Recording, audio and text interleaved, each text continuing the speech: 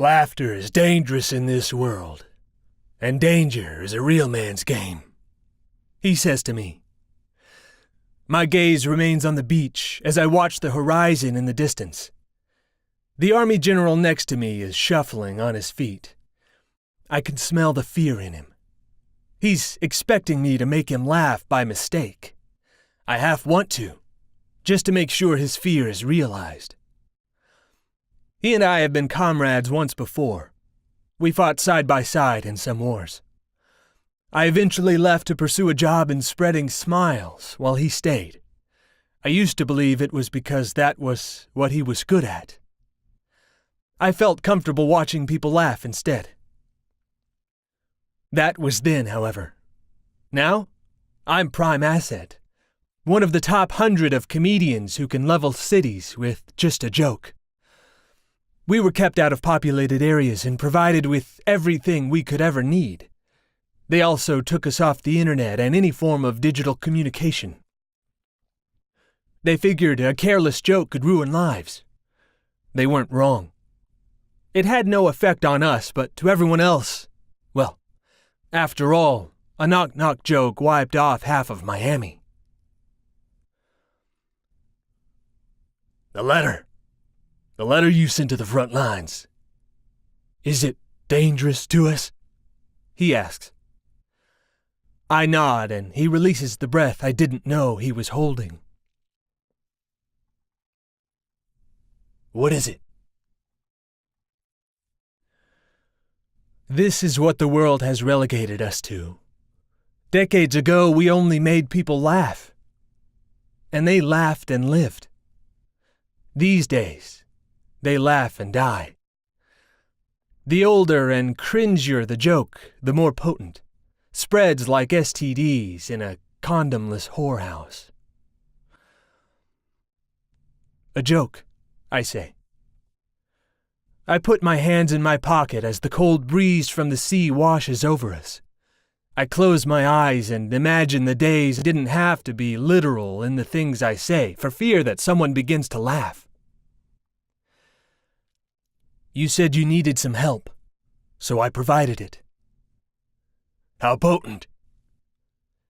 Small yield nuke. I open my eyes to catch him saying a small prayer for our enemies. I smile at the compassion displayed before, grimly saying, You remember the days before all of this? When we could laugh and not worry about dying in the process? Yeah. All the time. Things were simpler. Wars were still fought, but it was less horrific than watching people laugh and continue laughing till they died.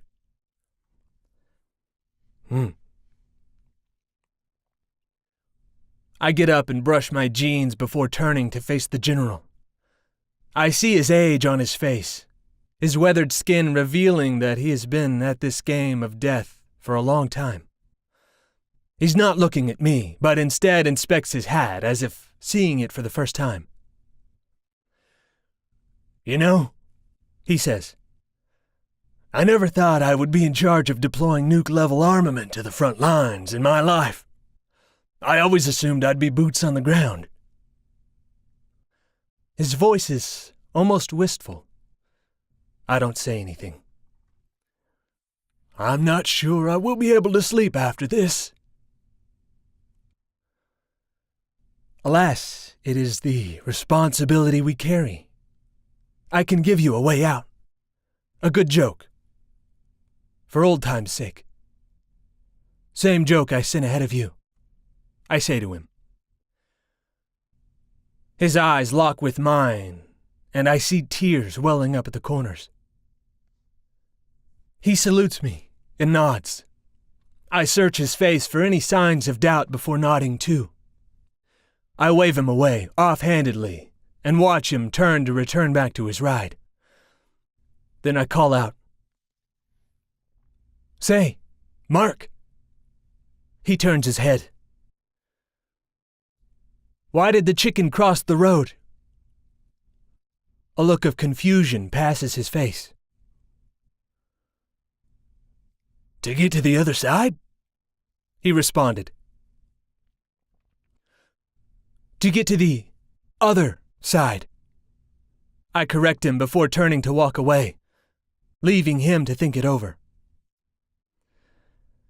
10 steps away from him, I hear him chuckle, and I let the lone tear travel down my face.